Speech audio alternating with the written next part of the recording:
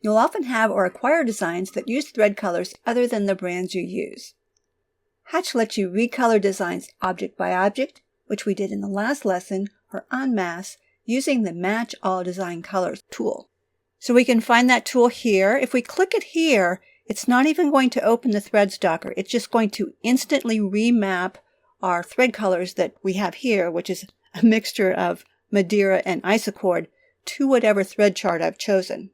Now currently, my active thread chart is Madeira. If I want to check my thread chart beforehand, which is a good thing to do, I can open up the thread stalker and I can make sure what threads I have selected over here. This tool also does match all design colors. Notice that the icon is the same icon as we see there.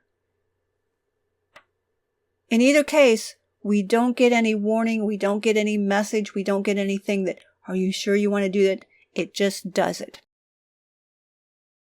If I hover over these are now all Madeira colors.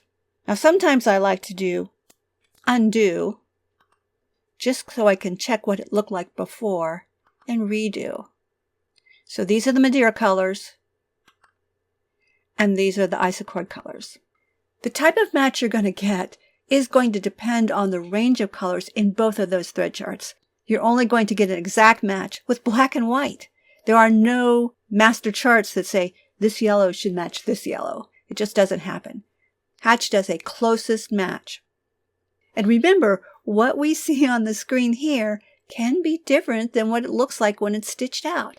So what I do here is once I've changed these, I look these colors up in a real thread chart. So I actually have swatches of real thread so I can see what they look like. So a lot of times you'll find that when you do match all colors, most of the colors look pretty good, but there might be some that are just a little off.